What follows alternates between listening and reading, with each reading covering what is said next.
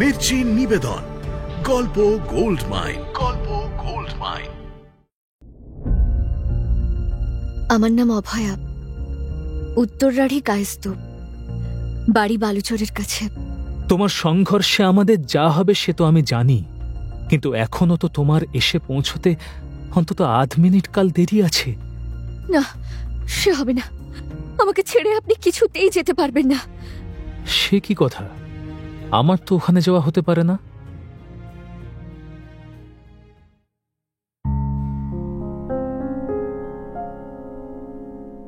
মির্চি গল্প গোল্ড মাইনে আপনাকে স্বাগত। মণিমাণিক্যে ভরা বাংলা সাহিত্যের কিছু কালোজয়ী উপন্যাস ও গল্প দিয়ে সাজানো আমাদের এই মির্চি গল্প গোল্ড মাইন। শুনছেন কথাশিল্পী শরৎচন্দ্র চট্টোপাধ্যায়ের ক্লাসিক উপন্যাস শ্রীকান্ত। মায়ের গঙ্গাজল সইকে দেওয়া কথা রাখতেই শ্রীকান্তকে বিয়ে করতে হবে, তবে তার ৫০০ টাকা পেলে গঙ্গাজল মায়ের কন্যাটিকে অন্যত্র পাত্রস্থ করা যায়। শ্রীকান্তর ঘাড় থেকে বোঝা নামে। সেই টাকা পেতে শ্রীকান্তর একমাত্র ভরসাস্থল পিয়ারি বাই। শুধু টাকা চাইতেই নয়, চিরকালের মতো রাজলক্ষ্মীর কাছে বিদায় নিতেও পাটনায় ছুটে যায় শ্রীকান্ত। কারণ রেঙ্গুন যাওয়া মনস্থ করে ফেলেছে সে। রাজলক্ষ্মীর অনুনয় উপেক্ষা করেই অবশেষে রেঙ্গুনে বেরিয়ে পড়ল চিরপথিক শ্রীকান্ত। তারপর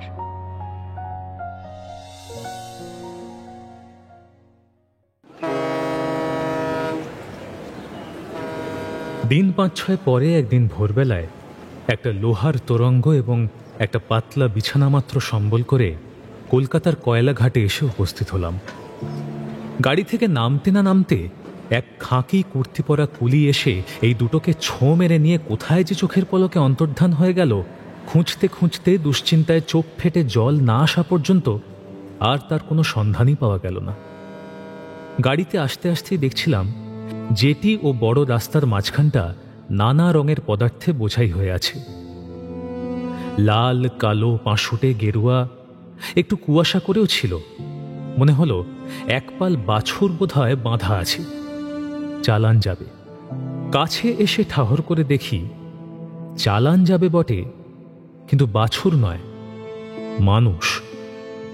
মোট ঘাট নিয়ে স্ত্রী পুত্রের হাত ধরে সারা রাত অমনি করে হিমে পড়ে আছে, সকালে সবার আগে জাহাজের একটু ভালো স্থান অধিকার করে নেবে বলে।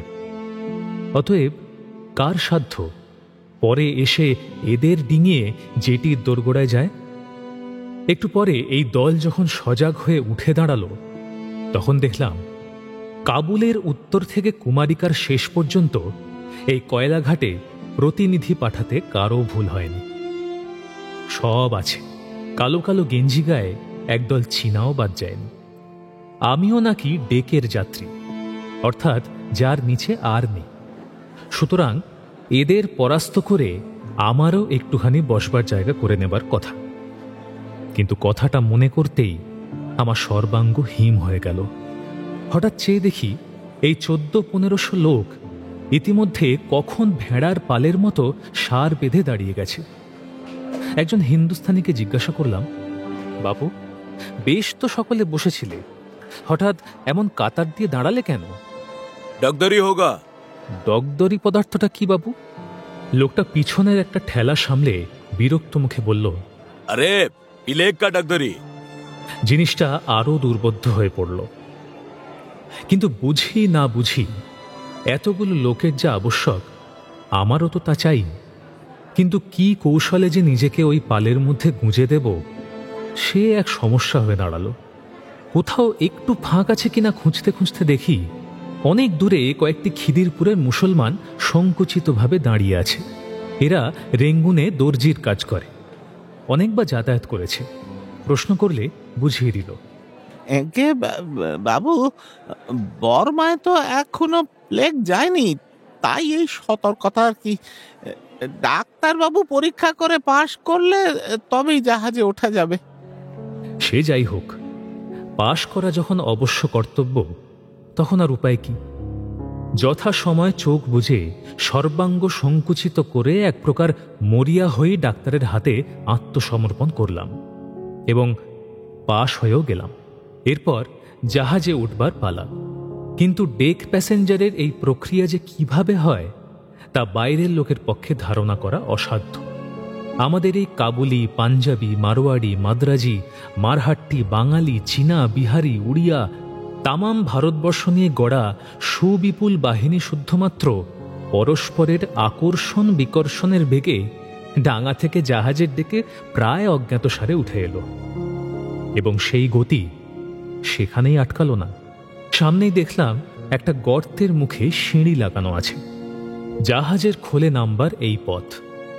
বদ্ধ নালার মুখ খুলে দিলে বৃষ্টির জমা জল যেমন খরবেগে নিচে পড়ে, ঠিক তেমন করেই এই দল স্থান অধিকার করতে মরি বাঁচি জ্ঞান শূন্য হয়ে নিচে নামতে লাগল। আমার যদ্দূর মনে পড়ে, আমার নিচে যাবার ইচ্ছাও ছিল না, পা দিয়ে হেঁটেও নামিনি। ক্ষণকালের জন্য মনে হয় সংজ্ঞা হারিয়েছিলাম। তবে সচেতন হয়ে দেখলাম খোলের মধ্যে অনেক দূরে এক কোণে একাকী দাঁড়িয়ে আছি। পায়ের নিচে চেয়ে দেখি ইতিমধ্যে ভোজবাজির মতো চোখের পলকে যে যার কম্বল বিছিয়ে বাক্স প্যাঁচার বেড়া দিয়ে নিরাপদে বসে প্রতিবেশীর পরিচয় গ্রহণ করছে। এতক্ষণে আমার সেই নম্বর আঁটা কুলি এসে দেখা দিল। বলল, তোরঙ্গ বিছানা ওপরে রেখেছি, যদি বলেন নিচে আনি। না না, বরঞ্চ আমাকেও কোনো মতে উদ্ধার করে ওপরে নিয়ে চলো, কারণ পরের বিছানা না মারিয়ে তার সঙ্গে হাতাহাতির সম্ভাবনা না ঘটিয়ে পা ফেলতে পারি না, এমন একটুখানি স্থানও চোখে পড়ছে না আমার। বর্ষার দিনে ওপরে জলে ভিজি তাও ভালো, কিন্তু এখানে আর এক দণ্ডও না। চলো। আমার কথা শুনে এবং করুণ অবস্থা দেখে কুলিটি বেশি পয়সার লোভে অনেক চেষ্টায় অনেক তর্কাতর্কি করে কম্বল ও শতরঞ্চির এক আধটু ধার মুড়িয়ে আমাকে সঙ্গে করে ওপরে আনলো। আমার জিনিসপত্র দেখিয়ে দিয়ে বকশিস নিয়ে বিদায় নিল। এখানেও সেই ব্যাপার, বিছানা পাতবার জায়গা নেই। কাজেই নিরুপায় হয়ে নিজের তোরঙ্গটার ওপরেই নিজের বসবার উপায় করে নিয়ে নিবিষ্ট চিত্তে মা ভাগীরথীর উভয় কুলের মহিমা দেখতে লাগলাম। স্টিমার তখন চলতে আরম্ভ করেছিল। বহুক্ষণ থেকেই তেষ্টা পেয়েছিল। এই 2 ঘন্টা ধরে যে কাণ্ড মাথার ওপর দিয়ে গেল তাতে বুক শুকিয়ে ওঠে না এমন কঠিন বুক সংসারে অল্পই আছে। কিন্তু বিপদ এই হয়েছিল যে সঙ্গে না ছিল একটা গ্লাস, না ছিল একটা ঘটি। সহযাত্রীদের মধ্যে যদি কোথাও কোনো বাঙালি থাকে তো একটা উপায় হতে পারবে মনে করে আবার বেরিয়ে পড়লাম। নিচে নামবার সেই গর্তটার কাছাকাছি হওয়া মাত্র এক প্রকার তুমুল শব্দ কানে পৌঁছল, যার সঙ্গে তুলনা করি এরূপ অভিজ্ঞতা আমার নেই। সভয় চিত্তে সিঁড়ির 2-1 ধাপ নেমে উঁকি মেরে দেখলাম যাত্রীরা যে যা ন্যাশনাল সঙ্গীত শুরু করে দিয়েছে।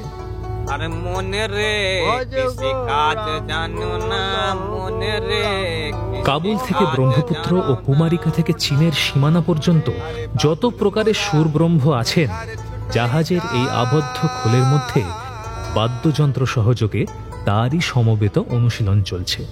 এই মহাসঙ্গীত শোনবার ভাগ্য কদাচিৎ ঘটে, এবং সঙ্গীতই যে সর্বশ্রেষ্ঠ ললিতকলা তা সেখানেই দাঁড়িয়ে সসম্ভ্রমে স্বীকার করে নিলাম। কিন্তু সর্বাপেক্ষা বিস্ময় এই যে এতগুলো সঙ্গীত বিশারদ একসঙ্গে জুটল কি করে। নিচে নামা উচিত হবে কিনা হঠাৎ স্থির করতে পারলাম না। এক প্রান্তে এই অদ্ভুত কাণ্ড চলছিল, হাঁ করে চেয়ে আছি। হঠাৎ দেখি এক ব্যক্তি তারই অদূরে দাঁড়িয়ে প্রাণপণে হাত নেড়ে আমার দৃষ্টি আকর্ষণের চেষ্টা করছে। অনেক কষ্টে অনেক লোকের চোখ রাঙানি মাথায় করে এই লোকটির কাছে এসে উপস্থিত হলাম। আমি ব্রাহ্মণ শুনে সে হাত জোড় করে নমস্কার করল এবং নিজেকে রেঙ্গুনের বিখ্যাত নন্দমিস্ত্রি বলে পরিচয় দিল।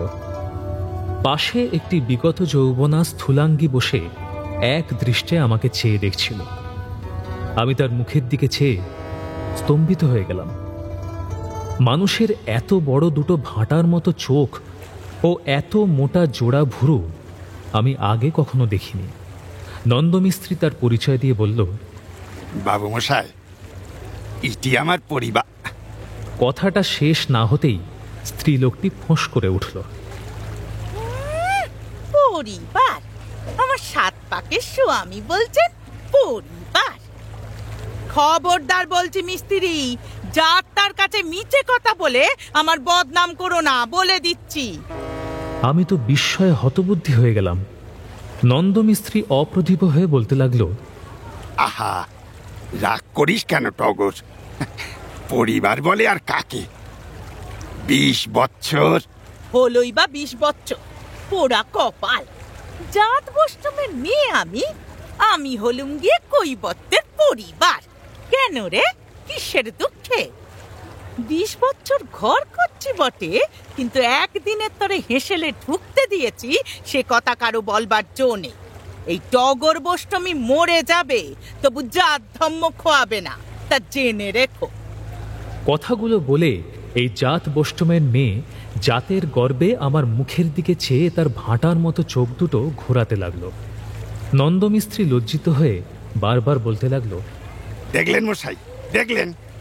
এখনো এদের জাতের দেমাক দেখলেন তো একবার? আমি বলে তাই সহ্য করি, আর কেউ হলে না। কথাটা সে তার 20 বছরের পরিবারের চোখের দিকে চেয়ে আর সম্পূর্ণ করতে পারল না। আমি কোনো কথা না বলে একটা গ্লাস চেয়ে নিয়ে প্রস্থান করলাম। ওপরে এসে এই জাত বৈষ্ণবীর কথাগুলো মনে করে হাসি চাপতে পারলাম না, কিন্তু পরক্ষণেই মনে পড়ল, এ তো একটা সামান্য অশিক্ষিতা স্ত্রীলোক। কিন্তু পাড়াগাঁয়ে এবং শহরে কি এমন অনেক শিক্ষিত ও অর্ধশিক্ষিত পুরুষ মানুষ নেই যারা আজও এরকম হাস্যকর ব্যাপার মেনে চলে, এবং পাপের সমস্ত অন্যায় থেকে যারা শুধুমাত্র খাওয়া ছোঁয়া বাঁচেই পরিত্রাণ পাচ্ছে? তবে এমন হলেও এদেশে পুরুষের বেলা হাসি আসে না, আসে শুধু স্ত্রীলোকের বেলাতেই। আজ সন্ধ্যা থেকেই আকাশে অল্প অল্প মেঘ জমছিল।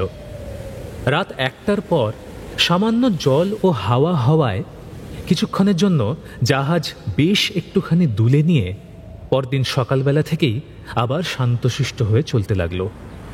যাকে সমুদ্র পীড়া বলে, সে উপসর্গটা আমার বোধহয় ছেলেবেলায় নৌকার ওপরেই কেটে গিয়েছিল। সুতরাং বমি করার দায়টা আমি একেবারেই এড়িয়ে গিয়েছিলাম। কিন্তু সপরিবার নন্দমিস্ত্রির কি দশা হলো, কি করে রাত কাটল জানবার জন্য সকালেই নিচে এসে উপস্থিত হলাম। কালকের গায়কবৃন্দের অধিকাংশই তখনও উপুড় হয়ে পড়ে আছে। বুঝলাম, রাতের ধকল কাটিয়ে এরা এখনও মহাসঙ্গীতের জন্য প্রস্তুত হতে পারেনি। নন্দমিস্ত্রি ও তার 20 বছরের পরিবার গম্ভীরভাবে বসেছিল। আমাকে দেখে প্রণাম করল। তাদের মুখের ভাবে মনে হলো আগে একটা কলহের মতো হয়ে গেছে। জিজ্ঞেস করলাম, রাতে কেমন ছিলে মিস্ত্রিমশাই? বেশ। বেশ বেশ না ছাই, মা কি কাণ্ডই হয়ে গেল। কি কাণ্ড? নন্দমিস্ত্রি আমার মুখের দিকে চেয়ে হাই তুলে গোটা 2 তুড়ি দিয়ে অবশেষে বলল, কাণ্ড এমন কিছু নয় মশাই। বলি, কলকাতায় গলির মোড়ে 32.5 ভাজা বিক্রি করা দেখেছেন? দেখে থাকলে আমাদের অবস্থাটা ঠিক বুঝে নিতে পারবেন। সে যেমন ঠোঙার নিচে গুটি 2-3 টোকা মেরে ভাজা চাল, ডাল, মটর, কড়াই, ছোলা, বরবটি, মুসুর, খেসারি সব একাকার করে দেয়।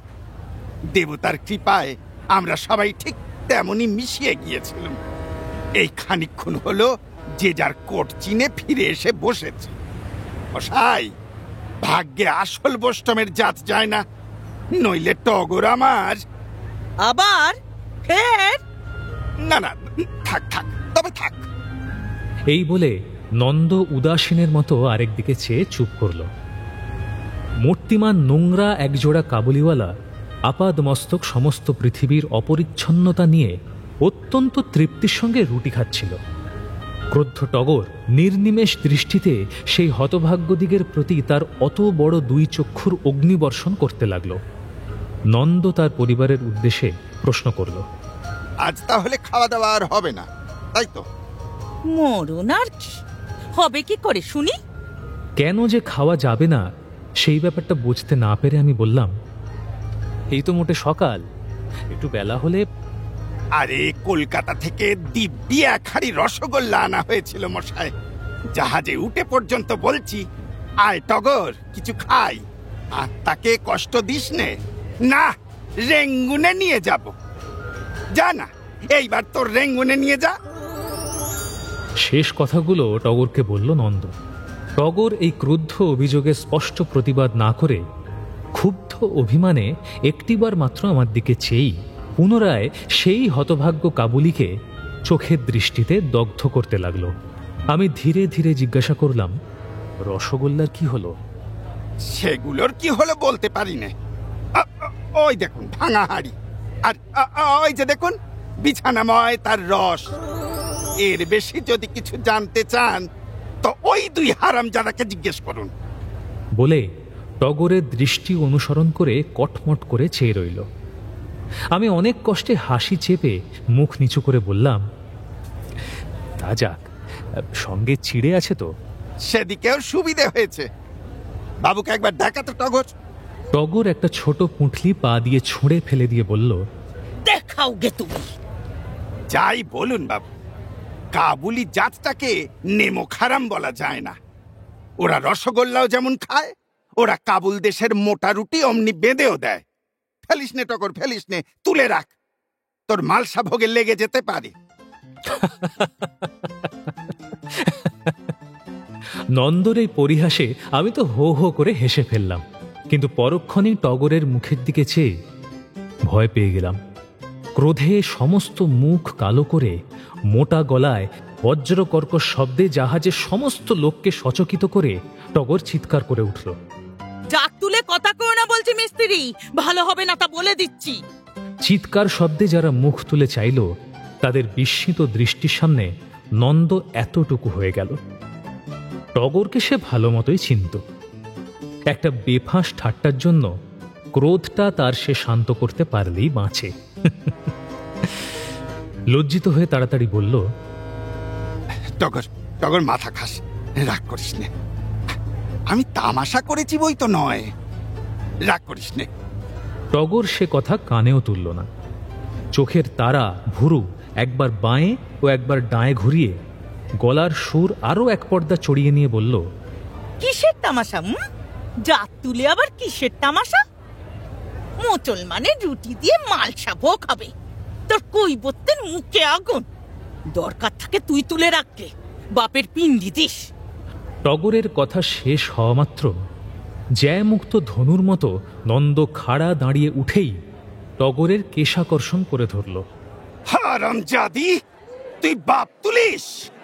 টগর কোমরে কাপড় জড়াতে জড়াতে হাঁপাতে হাঁপাতে বলল, হারামজাদা, তুই জাত তুলিস?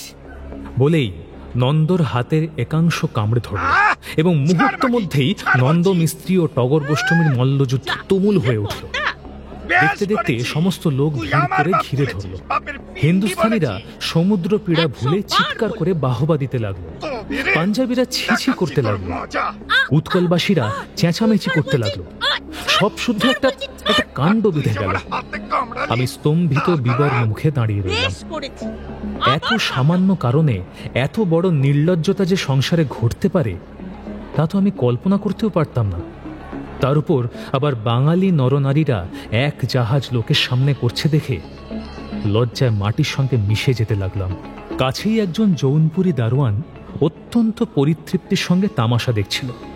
আমাকে লক্ষ্য করে বলল, बाबूजी, बंगालिन तो बहुत अच्छी लड़ने वाली है, हटती नहीं। আমি তার দিকে চাইতেও পারলাম না। নিঃশব্দে মাথা হেঁট করে কোনো মতে ভিড় ঠেলে ওপরে পালিয়ে গেলাম। সেদিন এমন ইচ্ছেই হলো না যে নিচে যাই।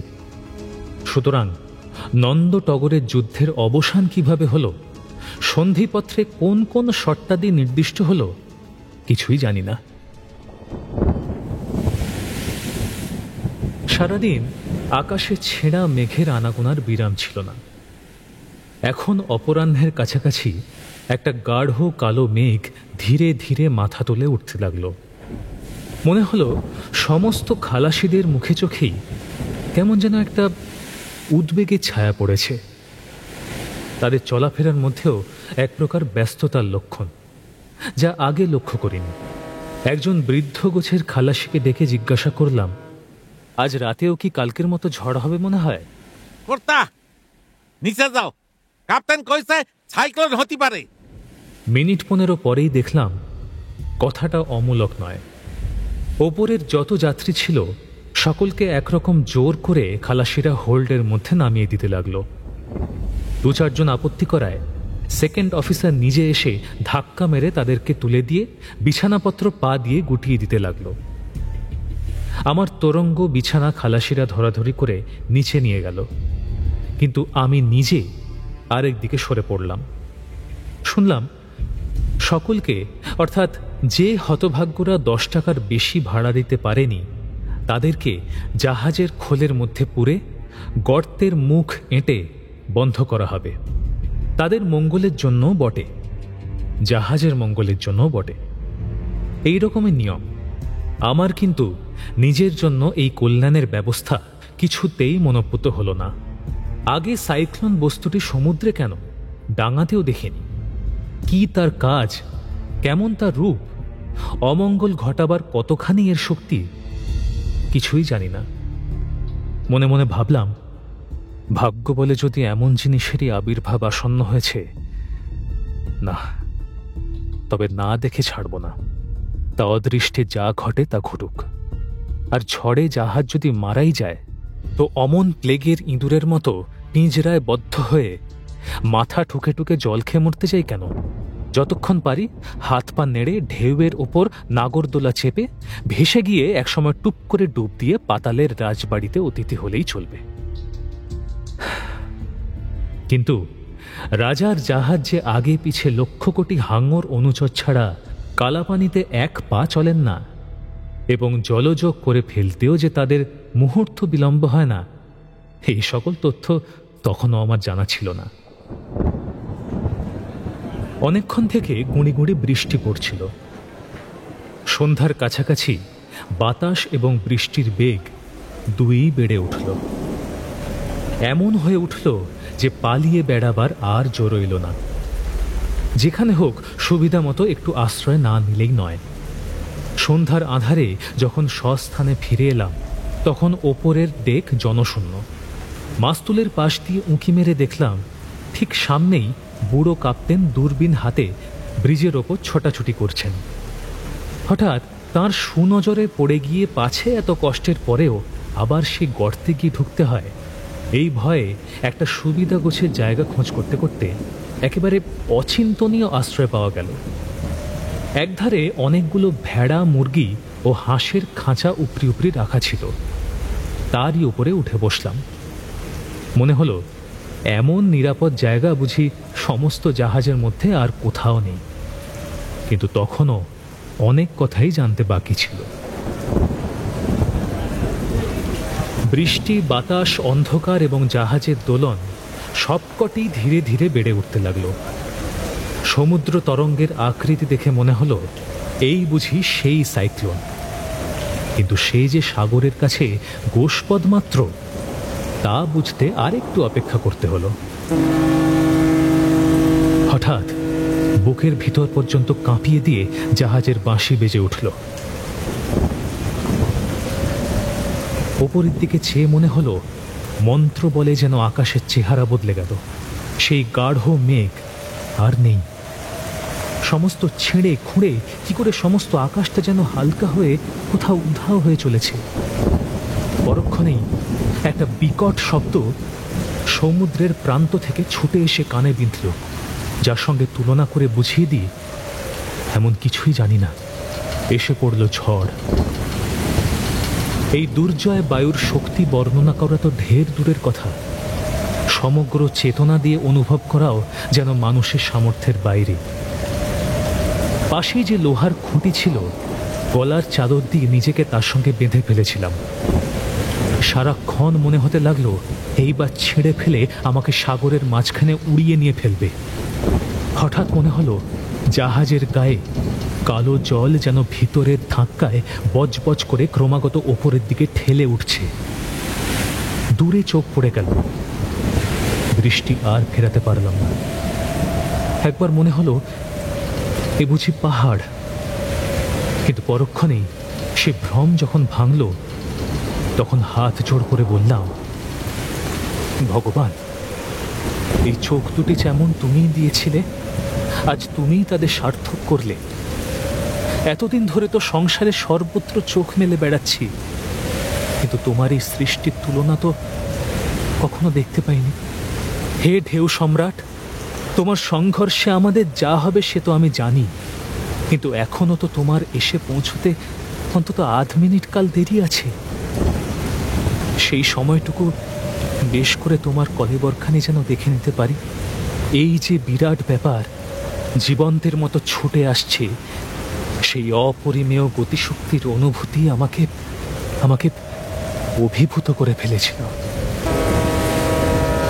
জাহাজের বাঁশি অসীম বায়ুবেগে থরথর করে কেঁপে কেঁপে বাজতেই লাগলো এবং ভয়ার্ত খালাসির দল আল্লাহর কানে তাদের আকুল আবেদন পৌঁছে দিতে গলা ফাটিয়ে সমস্বরে চিৎকার করতে লাগলো। যার আগমনের জন্য এত ভয়, এত হাঁকডাক, এত উদ্যোগ আয়োজন, সেই মহাতরঙ্গ এসে পড়লেন। একটা প্রকাণ্ড গোছের ওলট পালটের মধ্যে হরবল্লভের মতো আমারও প্রথমটা মনে হলো নিশ্চয়ই আমরা ডুবে গেছি, সুতরাং দুর্গা নাম করে আর কি হবে।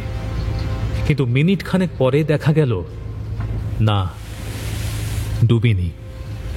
জাহাজ শুদ্ধ আবার জলের ওপর ভেসে উঠেছে। তারপর তরঙ্গের পর তরঙ্গেরও আর শেষ হয় না। আমাদের নাগরদোলা চাপারও আর সমাপ্তি হয় না।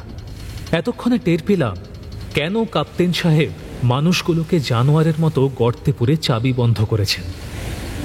পেকের ওপর দিয়ে মাঝে মাঝে যেন জলের স্রোত বয়ে যেতে লাগলো।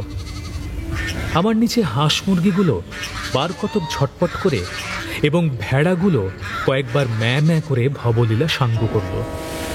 আমি শুধু তাদের ওপরতলা আশ্রয় করে লোহার খুঁটি সবলে জড়িয়ে ধরে ভবলীলা বজায় করে চললাম।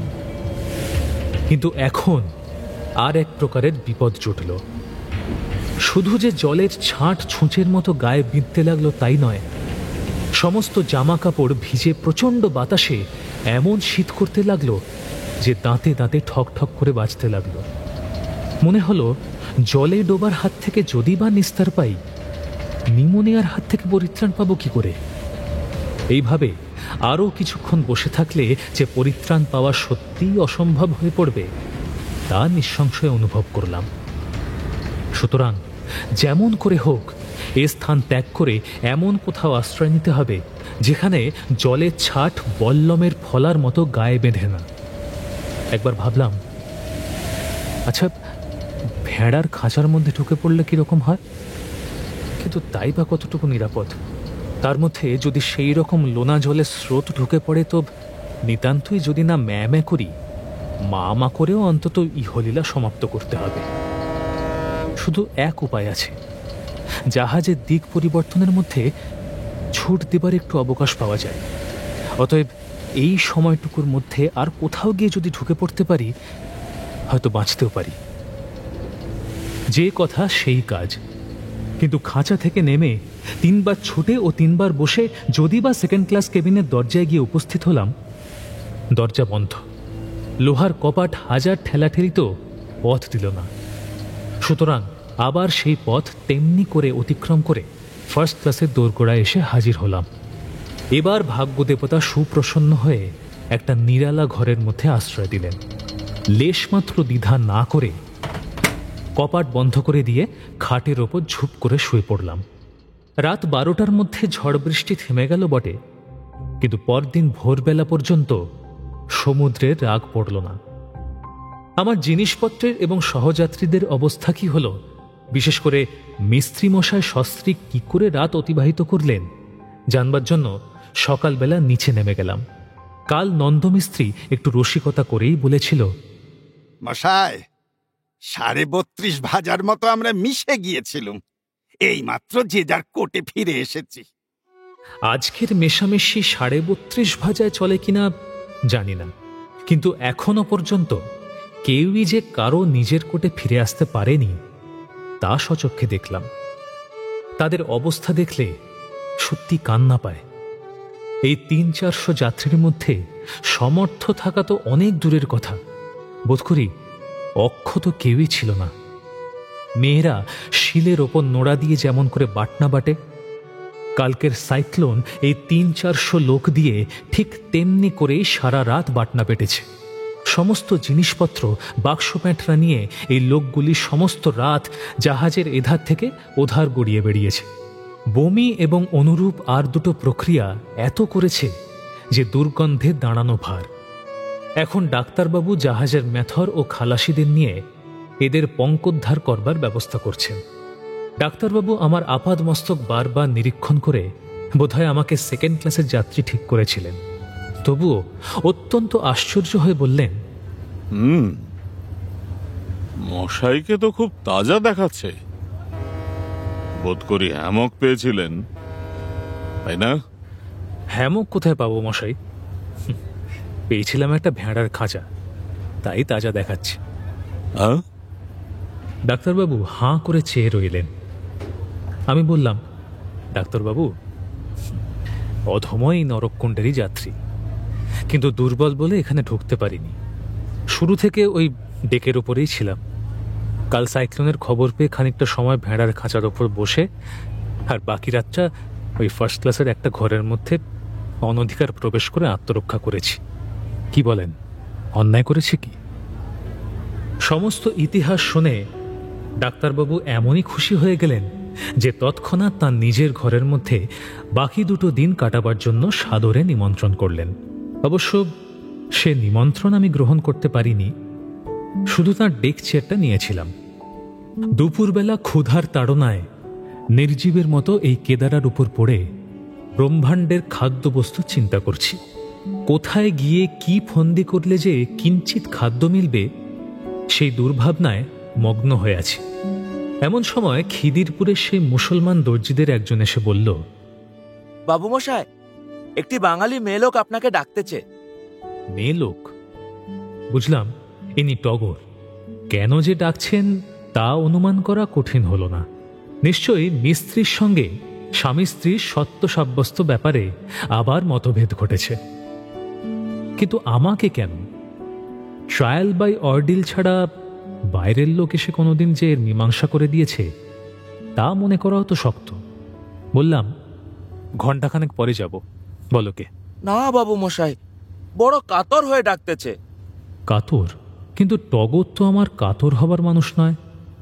জিজ্ঞাসা করলাম, পুরুষ মানুষটা কি করছে? তেনার বেমারির জন্যই তো ডাকতেছে। বেমারি হওয়া কিছুই আশ্চর্য নয়। কাজেই উঠলাম। লোকটি সঙ্গে করে আমাকে নিচে নিয়ে গেল। অনেক দূরে এক কোণে কতগুলো কাছি বিড়ার মতো করে রাখা ছিল।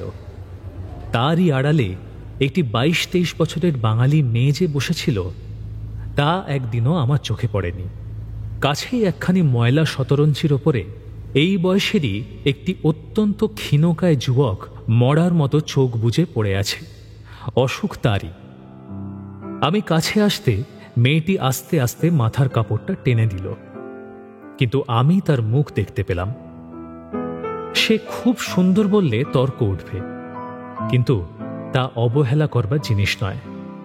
কারণ বড় কপাল স্ত্রীলোকের সৌন্দর্যের তালিকার মধ্যে স্থান পায় না তা জানি। কিন্তু এই তরুণীর প্রশস্ত ললাটের ওপর এমন একটু বুদ্ধি ও বিচারের ক্ষমতা ছাপ মারা দেখতে পেলাম, যা কদাচিৎ দেখেছি। আমার অন্নদা দিদির কপালও বড় ছিল, অনেকটা যেন তার মতোই। সিঁথিতে সিঁদুর ডকডক করছে, হাতে নোয়া ও শাখা, আর কোনো অলংকার নেই। পরনে একখানা নিতান্ত সাদা সিধে রাঙা পেড়ে শাড়ি। পরিচয় নেই, অথচ এমন সহজভাবে কথা বললেন যে বিস্মিত হয়ে গেলাম। বললেন, আপনার সঙ্গে ডাক্তারবাবুর তো আলাপ আছে, একবার ডেকে আনতে পারবেন? আলাপ আজই হয়েছে, তবে মনে হয় ডাক্তারবাবু লোক ভালো। কিন্তু কি প্রয়োজন? না, ডাকলে যদি ভিজিট দিতে হয় তো কাজ নেই, ইনি না হয় কষ্ট করেই ওপরে যাবেন। বলে সেই রুগ্ন লোকটিকে দেখিয়ে দিলেন। আমি চিন্তা করে বললাম, জাহাজের ডাক্তারকে ডাকলে বোধ করে কিছু দিতে হয় না। কিন্তু সে যাই হোক, এর হয়েছে কি? আমি মনে করেছিলাম লোকটি এর স্বামী, কিন্তু স্ত্রীলোকটির কথায় যেন সন্দেহ হলো। লোকটির মুখের ওপর ঝুঁকে পড়ে জিজ্ঞাসা করলেন, বাড়ি থেকেই তোমার একটু পেটের অসুখ ছিল, তাই না? লোকটি মাথা নাড়লে তিনি মুখ তুলে বললেন, হ্যাঁ, এর পেটের অসুখ দেশেতেই হয়েছিল। কাল থেকে জ্বর হয়েছে। এখন দেখছি জ্বরটা খুব বেশি। একটা কিছু ওষুধ না দিলেই নয়। আমি নিজেও হাত দিয়ে লোকটির গায়ের উত্তাপ অনুভব করে দেখলাম। বাস্তবে কি খুব জ্বর। ডাক্তার ডাকতে ওপরে চলে গেলাম। ডাক্তারবাবু নিচে এসে রোগ পরীক্ষা করে ওষুধপত্র দিয়ে বললেন,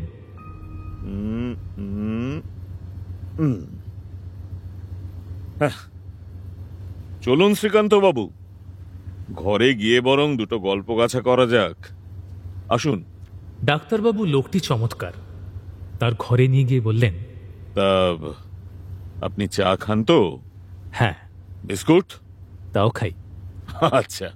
খাওয়া দাওয়া সমাপ্ত হবার পর দুজনে মুখোমুখি দুখানা চেয়ারে বসলে ডাক্তারবাবু বললেন, আচ্ছা, এবার আপনি বলুন তো, আপনি জুটলেন কি করে? স্ত্রীলোকটি আমাকে ডেকে পাঠিয়েছিলেন। পাঠাবারই কথা। তা বিয়ে টিয়ে করেছেন? না। তাহলে জুটে পড়ুন, নেহাত মন্দ হবে না।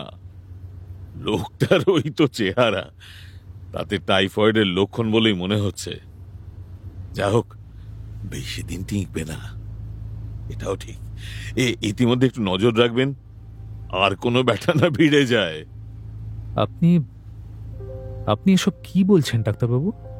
ডাক্তারবাবু কিছুমাত্র অপ্রতিভ না হয়ে বললেন, আচ্ছা, ছোঁড়াটা বার করে এনেছে না ওই ছোঁড়াটাকে বার করে এনেছে? কি মনে হয় বলুন তো শ্রীকান্ত বাবু? ও ফরওয়ার্ড, তাই না? দিব্যি কথাবার্তা কয়। এরকম ধারণা আপনার মনে কি করে এলো? আরে, আমি প্রতি ট্রিপেই দেখি কিনা একটা না একটা আছেই।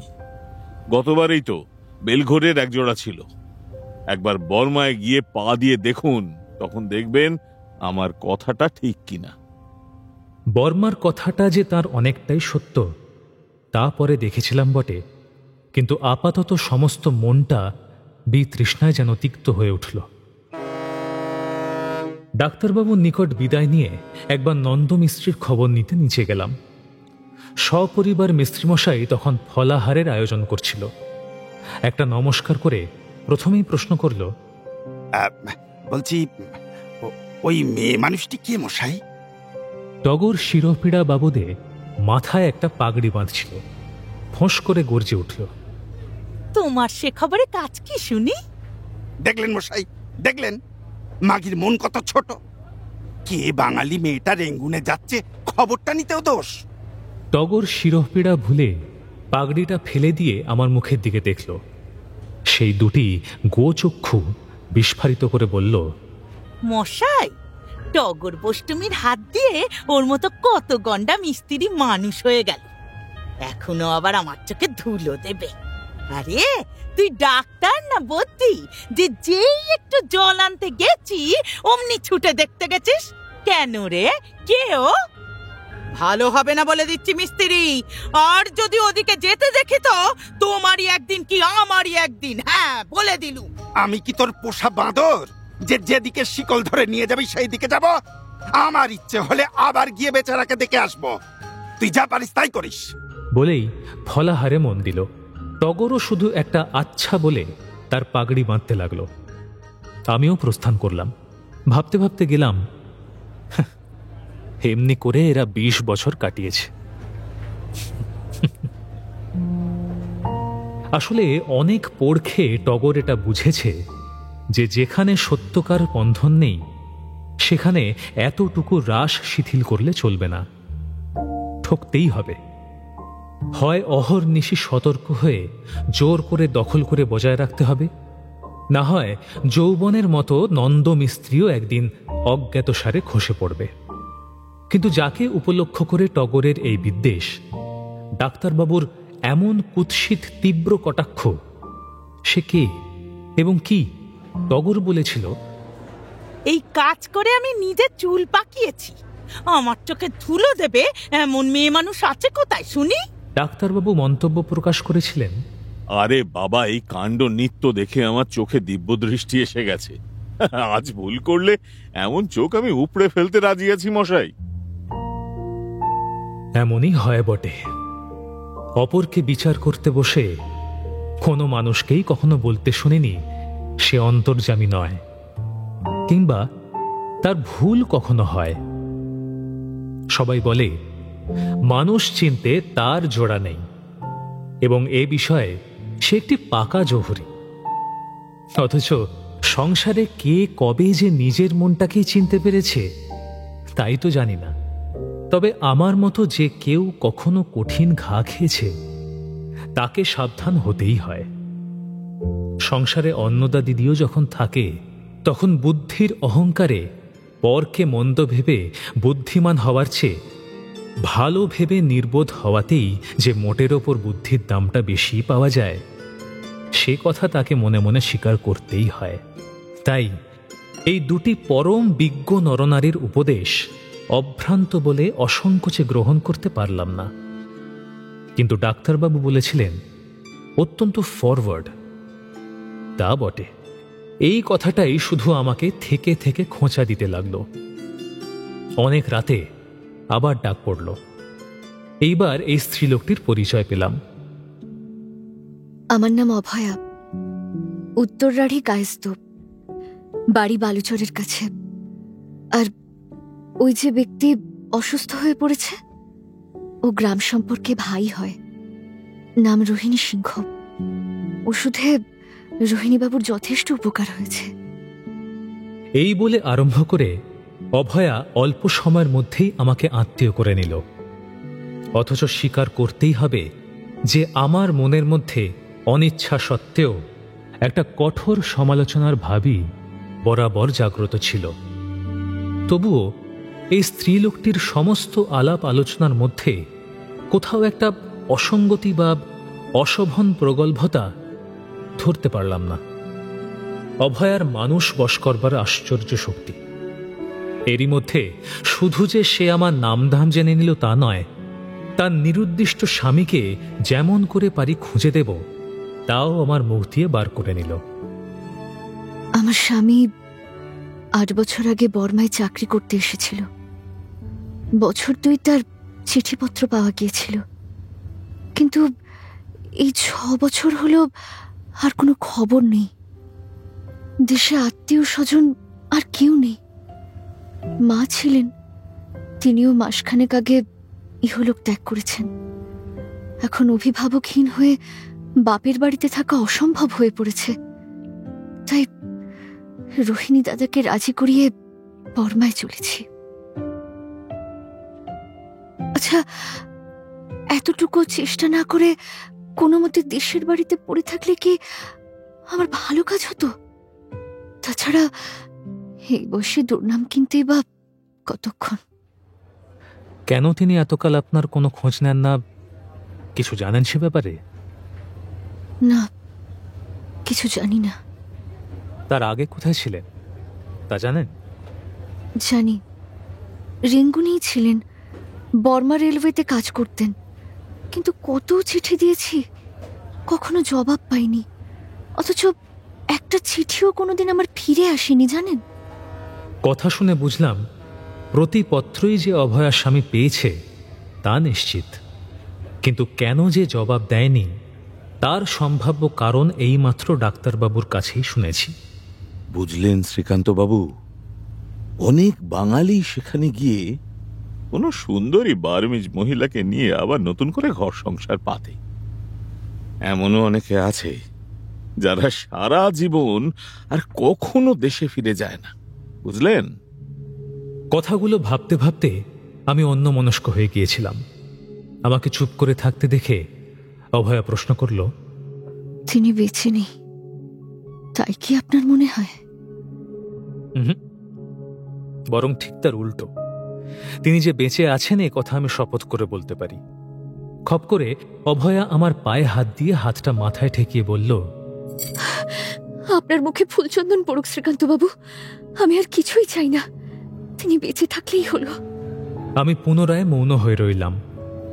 অভয়া নিজেও কিছুক্ষণ মৌন থেকে বলল, আপনি কি ভাবছেন আমি জানি। জানেন? জানি। আপনি পুরুষ মানুষ হয়ে ভাবতে পারলেন, আর আমার মেয়ে মানুষের মনে কি সে ভয় হয়নি?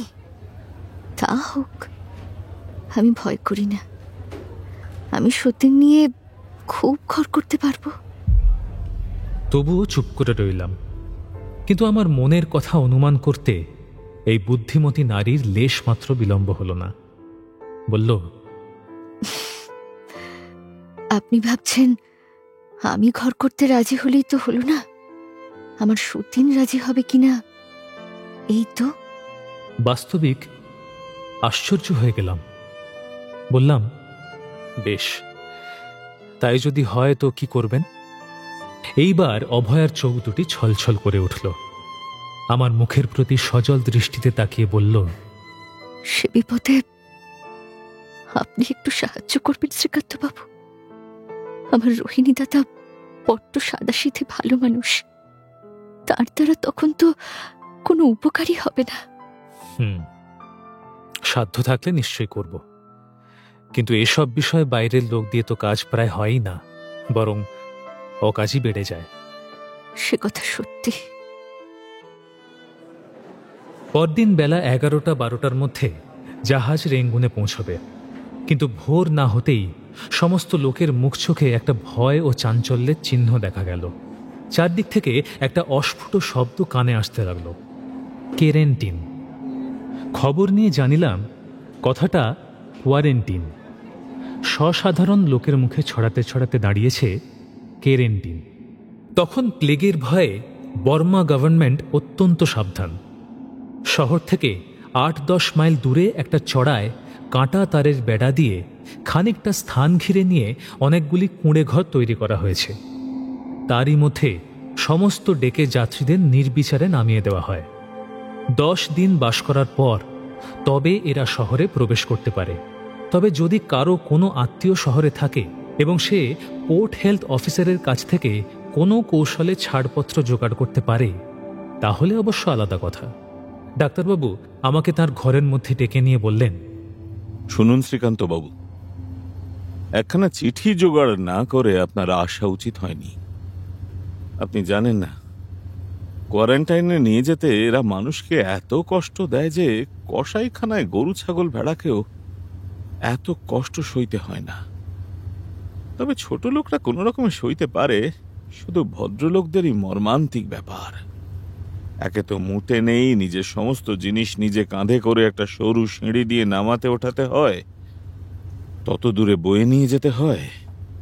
তারপরে সমস্ত জিনিসপত্র সেখানে খুলে ছড়িয়ে স্টিমে ফুটিয়ে একেবারে লন্ডভন্ড করে ফেলে মশাই।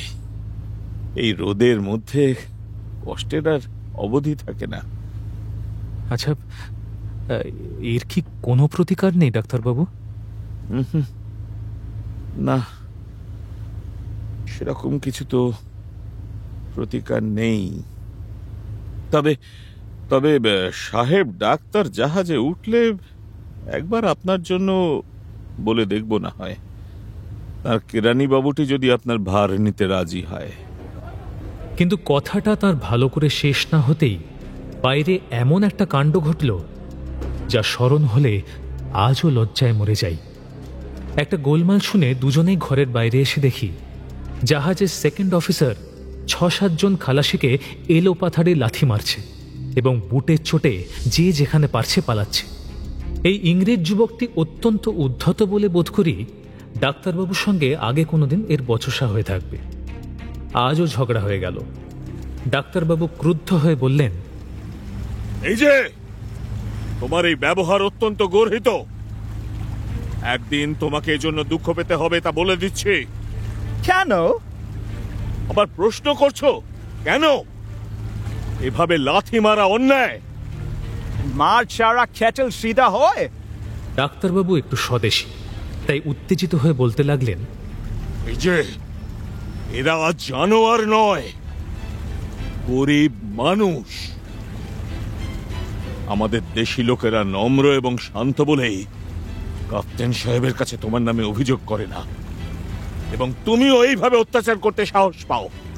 হঠাৎ সাহেবের মুখ অকৃত্রিম হাসিতে ভরে গেল।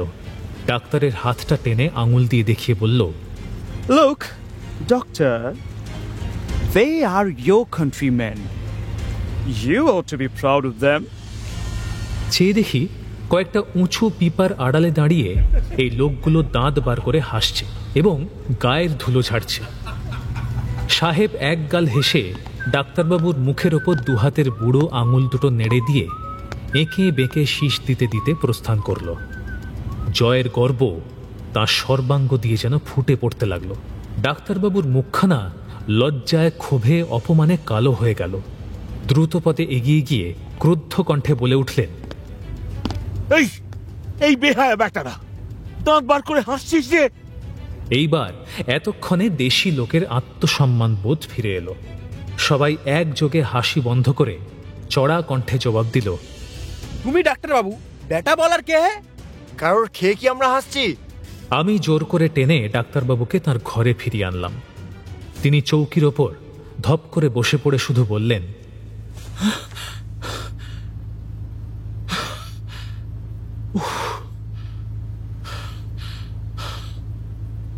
আর দ্বিতীয় কথা তার মুখ দিয়ে বের হলো না। হওয়াও অসম্ভব ছিল। বেলা 11টার সময় কোয়ারেন্টিনের কাছাকাছি একটা ছোট স্টিমার এসে জাহাজের গায়ে ভিড়ল। এইখানা করেই নাকি সমস্ত ডেকের যাত্রীদের সেই ভয়ানক স্থানে নিয়ে যাবে। জিনিসপত্র বাঁধা ছাদা ধুমধাম পড়ে গিয়েছে। আমার তাড়া ছিল না, কারণ ডাক্তারবাবুর লোক এইমাত্র জানিয়ে গেছে যে আমাকে আর সেখানে যেতে হবে না।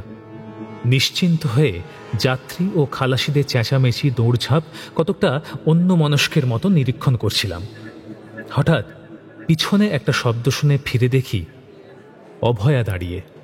আশ্চর্য হয়ে বললাম, আপনি এখানে যে? কই, আপনি জিনিসপত্র গুছিয়ে নিলেন না? না, আমার এখন একটু দেরি আছে। আমাকে ওখানে যেতে হবে না, একেবারে শহরে গিয়েই নামবো। না না, শিগগিরই গুছিয়ে নিন। আমার এখনো ঢের সময় আছে। দ্বিতীয়বার আমার একই কথা শুনে অভয়া প্রবল বেগে মাথা নেড়ে বলল, না, সে হবে না। আমাকে ছেড়ে আপনি কিছুতেই যেতে পারবেন না। সে কি কথা? আমার তো ওখানে যাওয়া হতে পারে না। তাহলে আমারও না। আমি বরং জলে ঝাঁপিয়ে পড়বো। তবু কিছুতেই এমন নিরাশ্রয় হয়ে ও জায়গায় যাব না। ওখানকার সব কথা শুনেছি আমি। বলতে বলতেই তার চোখ দুটি জলে টলটল করে উঠল। আমি হতবুদ্ধি হয়ে বসে রইলাম। কে যে এমন জোর করে তার জীবনের সঙ্গে আমাকে ধীরে ধীরে জড়িয়ে তুলছে। অভয়ার এই জোর কিসের? শ্রীকান্ত এবার কি করবে? এই স্বল্প পরিচিতার জন্য কোয়ারেন্টাইনের ভয়ঙ্কর জীবন বেছে নেবে, নাকি সব আবেগের বাধা ছিন্ন করে ভেসে যাবে শহরের দিকে?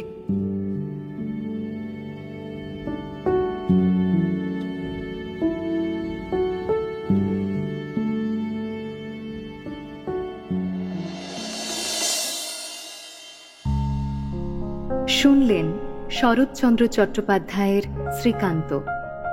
আজ শুনলেন পর্ব 9। উপস্থাপনায় শিবাশিস বন্দ্যোপাধ্যায়, নাট্যরূপ অর্পিতা চট্টোপাধ্যায়, পর্ব পরিচালনায় দেবলীনা আচার্য, বিশেষ তত্ত্বাবধানে সৌভিক গুহ সরকার, সৃজনশীল পরিচালনায় ইন্দ্রাণী চক্রবর্তী, প্রযোজনায় ভিজুয়াল অডিও। বড় শ্রীকান্ত প্রসূন দাস, অভয়া অধ্যায় সাহা, ডাক্তার রূপন দাশগুপ্ত, গারোয়ান শুভায়ন রয়, হরিপদ সমীর চরিত, পণ্ডিত সুদীপ্ত ঘোষ, কর্মকার সৌরভ চক্রবর্তী এবং অন্যান্য শিল্পীরা।